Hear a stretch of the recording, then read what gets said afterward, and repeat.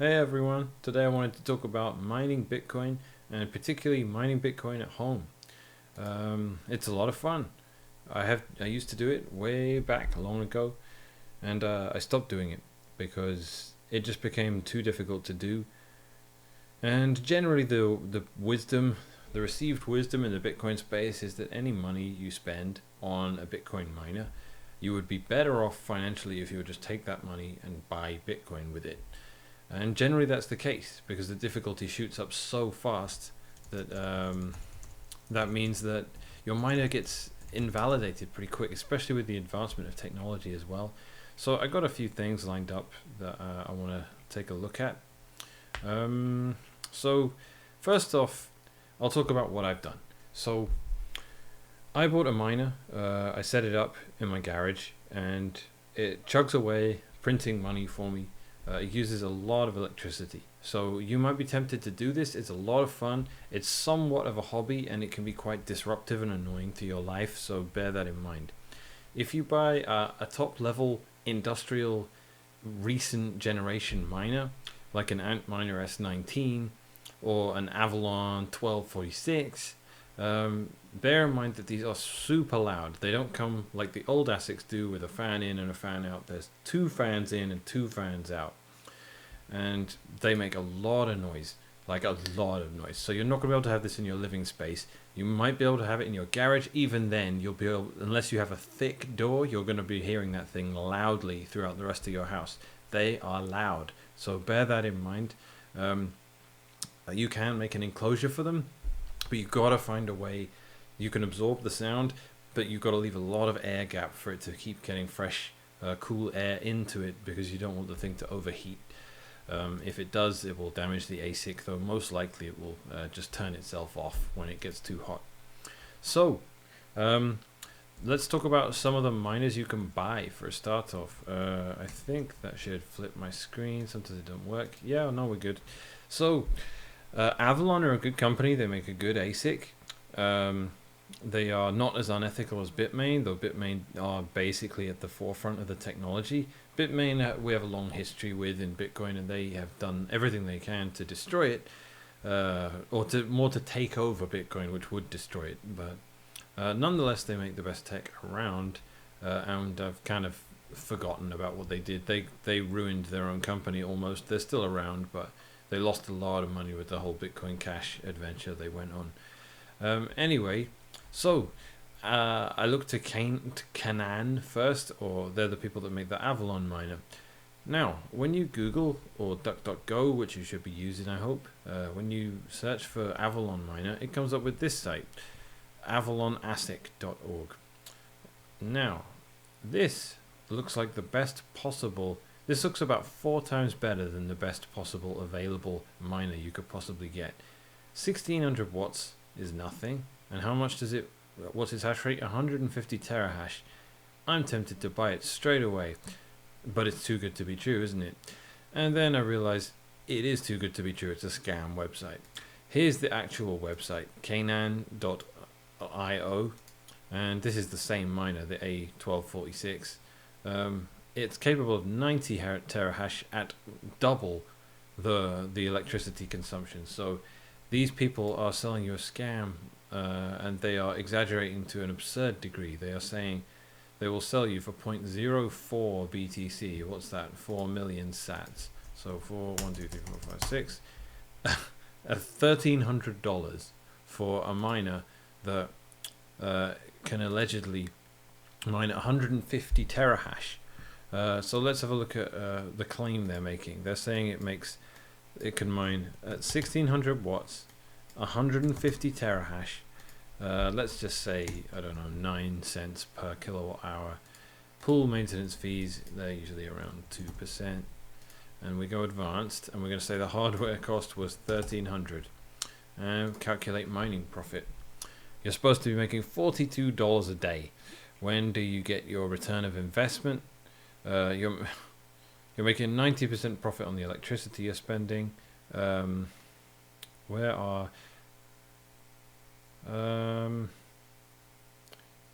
30 days to get a return on your investment. So needless to say, this is a complete lie.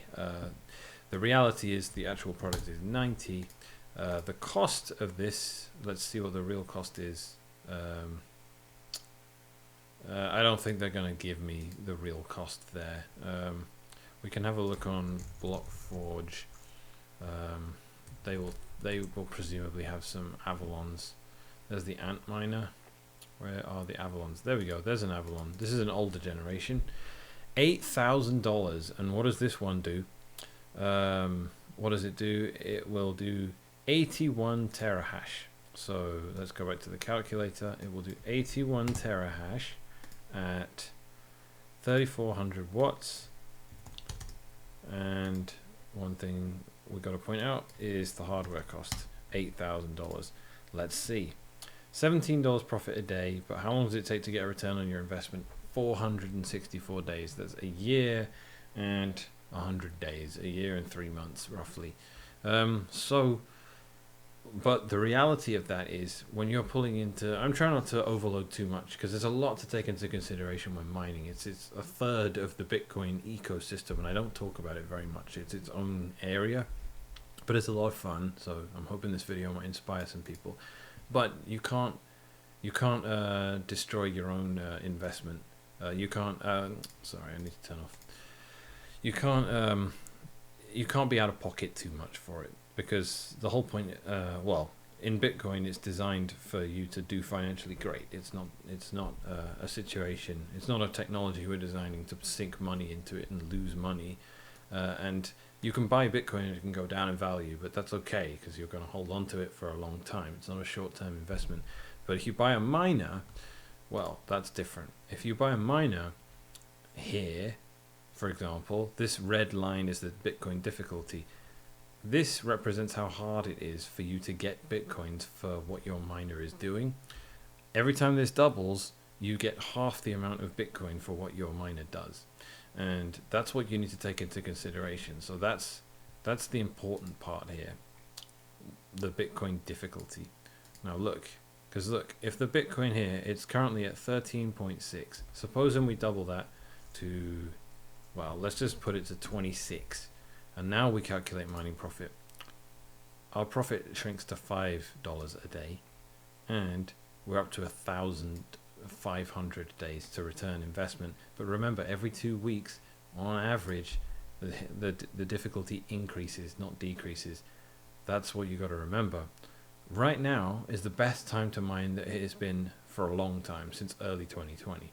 Because China kicked out all the miners from its country, so all the hash rate's gone offline, so Bitcoin has adjusted the difficulty automatically to make it easier to mine, which means every miner in America, in Europe, anywhere that's not China is happy because they're getting, this is a 50% drop roughly, so you're getting 50% more Bitcoin for your hash rate, you're getting 50% more Bitcoin for the money you're spending on electricity. Miners are happy. This is why I've decided to jump in again and start mining. But I mine ideologically too. If I lost money doing it, I would probably still do it. It's a lot of fun. It's, as I said, it's noisy, but let's talk about some of what, if you want to do it, if you've decided, okay, I want to mine at home, you're going to need to buy a miner. Now you can go on eBay and look some of the newer models like the S19 from Bitmain. This is super expensive. That's a lot to spend for a hobby. But you can get an older generation, an S9. But remember, the differences in the generations with miners is how many hashes they do per joule of energy. So generally they will use about 1,600 to 3,000 watts of electricity. But how much hash rate are you getting out of that? Because I've got some older generation Avalons that I don't even use anymore, and they're only a few years old. They use 1,600 watts. And let's go back to the calculator. They use 1,600 watts, but they only pull 6 terahash. So let's go back to the advanced thing again, and let's actually be honest about what the difficulty is. I'm spending more on electricity than I'm mining in Bitcoin if I were to use those things. So it would be actually much more economically sensible for me to, instead of spending $3.46 on electricity every day and mining only $1 of Bitcoin, to just buy $3 worth of electricity every day. And that's before you've even bought the miner. So this is the thing. Every time difficulty goes up, miners get made redundant. So you always have to kind of keep up with the latest miners, and there's a life cycle to them. Sadly, if you were to invest, where were we? If you were to invest, well, they're not really 14 grand. This is a rip-off. They should be about 10 grand, really. If you were to buy it from Bitmain directly, you have to pay import tax on it unless you're actually in China.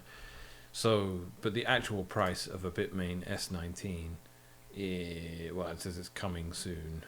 I don't know what the actual price should be. It should be about $8,000, I think, plus taxes. So you're going to pay more if it's already in America. That's why they say from USA everywhere. US seller. That's why they really want to point out that you're avoiding the import tax if you're an American buying these off eBay. But either way, my point is, if you're not going to spend 8 or 9 grand on something, mine with it for 4 or 5 months, and then it becomes a paperweight. That's not great. But again, you have to take into the consideration you're mining $1.64 of Bitcoin a day. So if the price of Bitcoin shoots up a lot, that will turn green again. So you might want to remember that. But nonetheless, you're still spending money on electricity that might better be spent just buying Bitcoin in the first place. Initially, we couldn't really compete with China because they had all these ghost towns full of hydroelectric plants, and they were just, miners were mining there, and they were making the net. Every time another miner turns on, you get less Bitcoin for what you do. That's how Bitcoin works. So that's why we're also happy at the moment, because hash rate has dropped so much because of China kicking everyone out. And that's why I was like, this is the time to mine. But in another couple of years, my miner will probably be useless again. So that's one thing I'd really like to point out. This thing won't last forever. It will get fewer and fewer Bitcoins for the work it can do. But it's okay, because the price of Bitcoin also goes up. So it can help balance things out. That's another thing to remember. So let's talk about what would happen if you decide to do it. You decide to buy a miner, and as I was saying, you're not going to buy an S19 probably, because you're not going to jump in with a $10,000 investment. So maybe buy an S9. Now, what do these do? What's the hash rate of these? This is an older generation, so it doesn't mine as efficiently, meaning it uses more electricity to do the same amount of work. Though in reality, it does a lot less work, but it uses more joules for each hash that it does. So this is a 1600 watt machine, and it mines at, what was that? It mines at 13.5 terahash. Not so bad. What are we getting here? We're getting, at today's prices, which are very low in my opinion, you're getting more in Bitcoin than you're spending on electricity. But your profit, remember, is only 64 cents. And once again, you're not necessarily you can figure that out for yourself. You're not necessarily going to sell the Bitcoin in the first place. You're buying $3 worth of electricity every day, and you're getting $4 worth of Bitcoin. That works. You're getting more Bitcoin. But remember, how much did you just spend? $324. So you still have to make back your initial investment. $324. Might work out pretty quickly. Let's see what the number says. 500 days to get a return on investment, well over a year. So, because remember, you have to factor in, what if I just spent $300 on Bitcoin and then spent $3.46 on electricity instead of electricity, spent on Bitcoin instead? You just have more Bitcoin. And this is one of the things that stops many people from doing it. But one thing to remember is mining is taking part in the guts of Bitcoin. Buying Bitcoin on an exchange isn't. That's fully regulated, full KYC, unless you're using BISC and all that stuff. Mining Bitcoin gives you KYC free Bitcoin. You're literally printing them and giving them to yourself. That's huge. That's Bitcoin that exists entirely internally to Bitcoin. It hasn't gone through anything else. It will go through a mining pool, and we'll get into pools in a minute. But there are reasons to mine Bitcoin rather than to buy it. And I don't want to encourage that too much, but at the same time, it would be stupid to deny that there's a real advantage. So I'll try and make this point again. I'll try and finish my train of thought this time. You decide to buy a miner, an Antminer or S9 or an old Avalon, something like that. It costs you a couple of $100. It probably won't mine as much in Bitcoin as you'll ever would have got if you'd have just spent the money on Bitcoin, because it's older generation, but you do it anyway. Now, you're probably, if you're watching this video, maybe you're North American, which means you have 110 volts coming out of your outlets. That's really annoying, because these things all run on 240 volts, and that means you're going to need to figure something out there. Maybe you've got a dryer you can unplug, or you can stick an adapter in and fork it off, and a splitter or whatever you call it. Then you have to be really careful, because these are high-powered devices using a lot of electricity that are on 24 hours a day. They never get a chance to cool down. So if there's any resistance at all, heat will build up and you might start a fire. So you have to be very careful. These are industrial devices. Using them at home can be a little bit risky. So that's just, I've already mentioned how loud they are, but just the fact that they use so much electricity, they get hot, and they're on relentlessly. They never turn off. So in the case of something high-powered like this, the S19 Pro, now this I think is unrealistic to run at home just because it's so loud. Nonetheless, it uses 3200 watts, which is at 240 volts. That's a consistent, well, it takes two inputs. Each of them is about 6.5 amps. Now, you need redundancy there. So you need to have, they recommend cables of at least 15 amps. You can get by with 10 amps, that's okay, in my opinion. But when you plug it up, you're going to want to check your fuse box. I recommend at least 20 amps.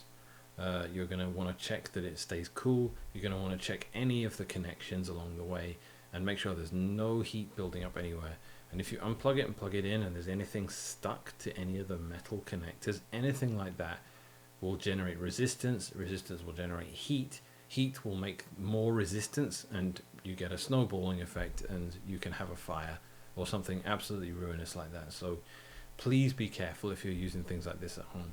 But you can get away with using one of these. 3200 watts will make your power company raise one eyebrow, maybe come and knock on your door, maybe assume you're growing cannabis.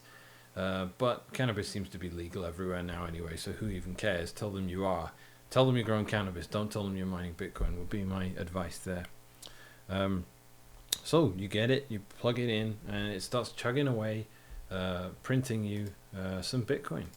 And what you want to see, hopefully, is the network difficulty not increasing too much, because every time the network difficulty increases, which is every 2 weeks roughly, there's an adjustment every 2 weeks roughly.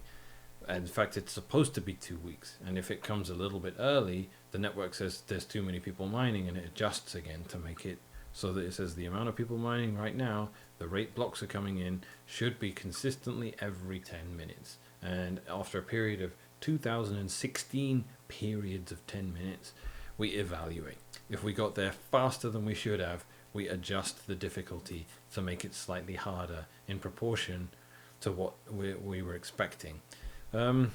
That's the mechanism. It's called the difficulty adjustment algorithm. That's the mechanism by which Bitcoin maintains a predictable inflation schedule and doesn't start generating the coins it's been destined to or programmed to generate. It doesn't start doing that faster or slower than we expect due to the behavior of miners. It's an incredible thing to point out. It's just as though if the price of gold shoots up and everyone starts mining gold, it's as though there was some entity that could decide how much gold existed in the earth, and it said, twice as many people are mining gold because the price flew up, and it will crash back down again because everyone's mining. So we're going to make it twice as hard to find any gold. We're going to remove half of it, and that will keep it consistent. So supply and demand will be unrelated. That's the genius of Bitcoin. Supply and demand, at least when it comes to the creation of it, are unrelated. Obviously, supply and demand exist in the market for coins that already exist, but if there's a massive spike in demand for Bitcoin and everyone starts mining for a few days, you might have faster blocks and faster creation of Bitcoins, but the network will adjust pretty quick and make it more difficult so that it goes back to predictable again. I should point out, I haven't even said yet, what mining is in Bitcoin is the creation of new Bitcoins, and also any fees that come as a result of people making transactions within the Bitcoin network. Originally, every 10 minutes, if you were to find a Bitcoin block, you would get 50 Bitcoins for it. Now I'm being very simplistic at the moment. I'll go into more detail. And after 4 years, we have the first event called the halving or the halvening. Bitcoin halves every 4 years, the reward that miners get, and that's why it's deflationary. So from 2009 to 2012, we had, that 4 year period, every 10 minutes there'd be a new 50 Bitcoins in the network found by one lucky miner. Then it halved to 25 for 2012 to 2016, then 12 and a half from 2016 to 2020, then 6 and a quarter for 2020 to present day, and that will continue until roughly 2024. Now,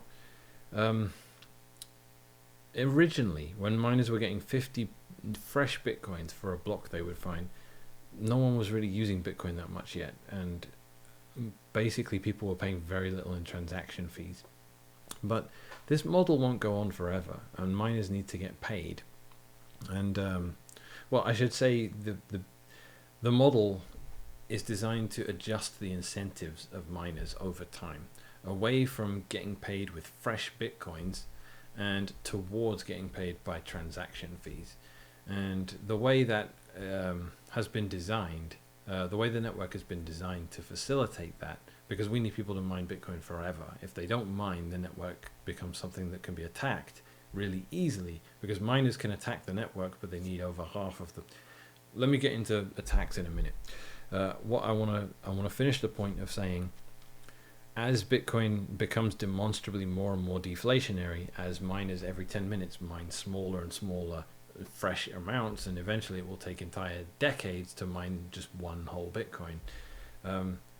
In order for them to remain motivated, the Bitcoin price has to be very high to compensate for how few Bitcoins they get, and the block reward they get needs to be subsidized by transaction fees on top of the fresh new coins. Now, every 4 years you get a pay cut, roughly 50% in Bitcoin. Less than 50% because transaction fees actually go up in that time rather than down as more people use Bitcoin. But the halving is something that halves your pay, and that's just the way it works.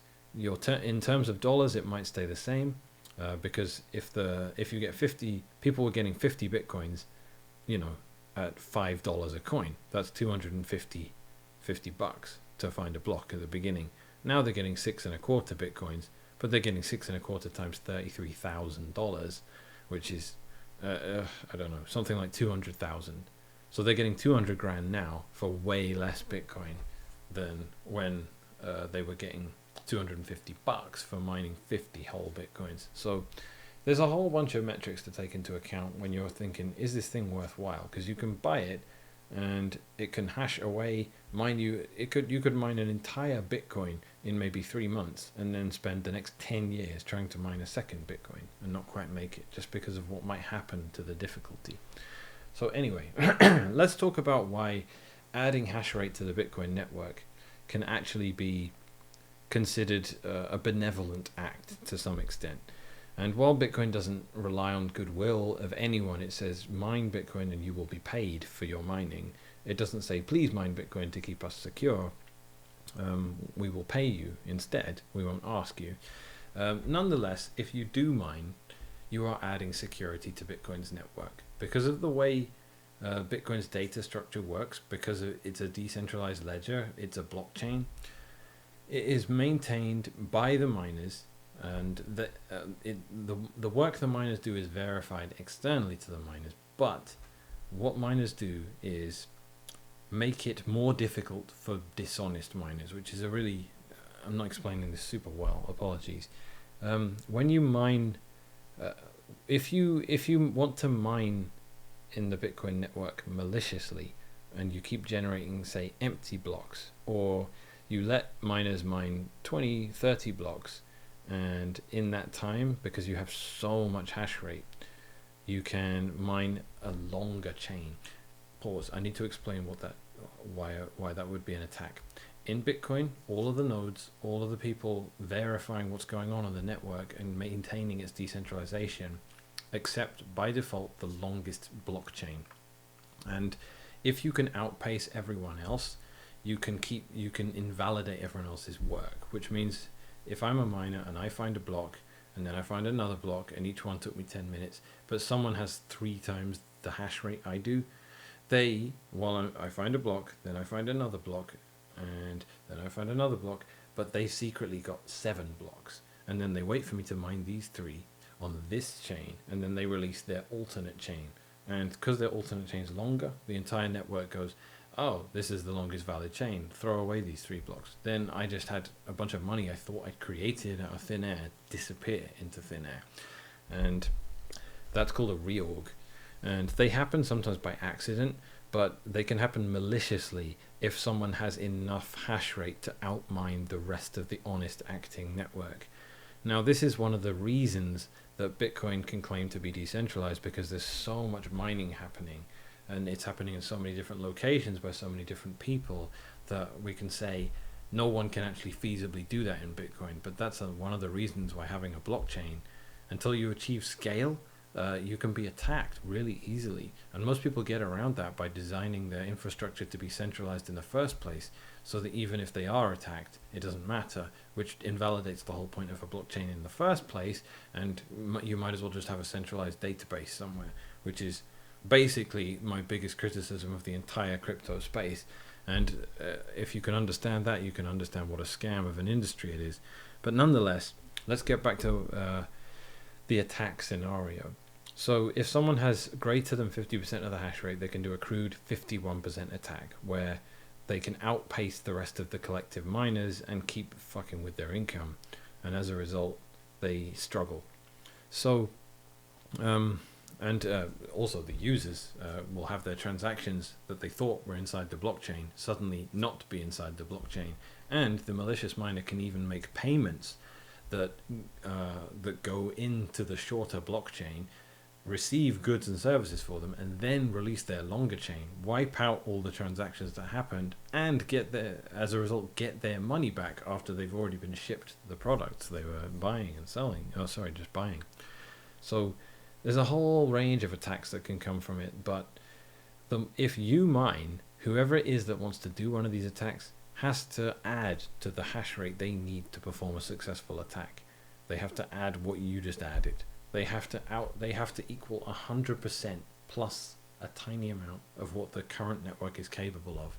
So that would raise the total amount to 200%, and that's why a 51% attack means you have greater than half of the total hash rate, which means if you want to start your attack now, you need to look at the total hash rate, 100% of the hash rate, and be bigger than that, which means you need at least 100% plus a little bit.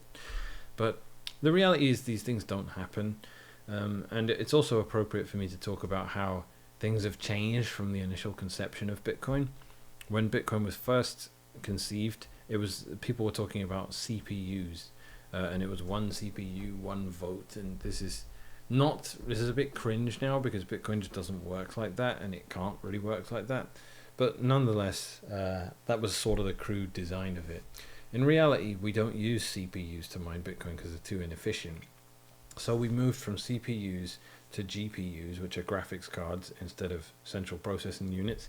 They Bitcoin mine more efficiently than CPUs. So there was a gentleman's agreement at the beginning of Bitcoin. Can we not use GPUs? Can we just stick with CPUs for now?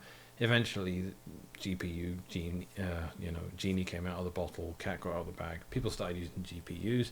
Then they moved on to FPGAs, I think is the acronym. Is the abbreviation. FGPAs were the one step removed from what we have now. FPGAs are like modified boards that are designed to do Bitcoin mining more efficiently than a GPU, but they're still not specifically designed for mining Bitcoin, and therefore maximally efficient at the energy they consume. So that was, to get to that last stage, was the ASIC, or the ASIC, I don't actually know how people pronounce this, the application specific integrated circuit, which means we built this computer, it mines Bitcoin, that's all it can do, it can't do anything else. But that one thing it does do, it uses electricity more efficiently than anything else, because it's only designed to do that. So then the ASIC race began. I remember the first ASIC being promised in 2012 by a company called Butterfly Labs, and I think Canaan were around then as well, but I think Canaan were the first to deliver, but I can't remember exactly. Butterfly Labs had product delay after delay. They weren't actually a complete scam, but they were. I've never seen such anger and vitriol directed at a company as I have with Butterfly Labs, because they just kept fobbing us off and off. And they took pre-order after pre-order, and it would be like, yeah, we should be ready in 2 weeks. 9 months later, yeah, sorry about that, we had a problem here, this chip factory, like it should be another 8 days, and then it would be 6 more months. Eventually I got my first Butterfly Labs jalapeno miner in 2013, and it was a lot of fun. I had this little thing, it was called the coffee warmer, and you just stick your coffee cup on it. It was about a cube about the size of a coffee cup, and it was just a little hot thing, and it could just print, like, for the first week, it could print you like a Bitcoin every 2 days or something insane like that. And that was, if you're still looking at my screen here, you'll see back in 2013, when this is January 2013, those Butterfly Labs started hitting the market around here, and then hash rate just flew up. This is a logarithmic chart, so I would show it on here if I could zoom in, but I can't. So, this was CPUs. GPUs kind of stagnated for a bit, and then we had the beginning of ASICs, and the hash rate just flew up. And I remember one of these videos saying some woman was presenting it like problems with Bitcoin. The hash rate is out of control, and I remember laughing about it, going, won't somebody please think of the children? It was a funny situation. Like, high hash rate in Bitcoin, all it means is the higher the hash rate an attacker needs to screw with Bitcoin. So you want to see hash rate go up, and once it's flown. This is the thing: if people understood Bitcoin at the beginning, then they could have attacked it trivially here. A supercomputer can take Bitcoin out easily here, but it can't here. Like by around this point, all the supercomputers in the world were already useless against Bitcoin, because supercomputers aren't ASICs. They're not designed to do SHA-256 specifically. So, Anyway, so that's like the brief history of mining. This is kind of why you'd want to do it. You'd add security to the network. You'd be printing your own KYC-free coins. You'll be using a lot of electricity. You'll be adding some noise and some chaos into your living environment, perhaps. There are cooling solutions that are oil-based instead of fans. That's kind of cool. That's pretty much silent, but it tends to only be economically viable, again, for bigger operations, because it's such a bunch of overhead just to get the pumps and all that you're going to want a whole bunch of ASICs, which means you're going to probably want to spend like 100-200 grand on ASICs to make it worth it, and that means you're not going to be doing it at home anyway. And this is about home mining, this video. So anyway, I hope that's some good stuff on Bitcoin mining. It's quite interesting. It's possible to go down the Bitcoin rabbit hole, buying, stacking sats, DCAing, learning about shitcoins a bit, getting wrecked, all of these wonderful things, learning about the philosophy of it, going down the Estrian economics rabbit hole. All of that stuff is possible, and to never even dip your toe in with mining. But mining is open to everyone. Anyone can do it, and that's the beauty of it. It's neutral. So I'd encourage anyone to do it, because it's fun. It's definitely a fun hobby. It's worthwhile. And yeah, I hope you enjoyed this video. Let me know if you want me to make something else at some point, some topic within the Bitcoin world. Thanks so much for watching.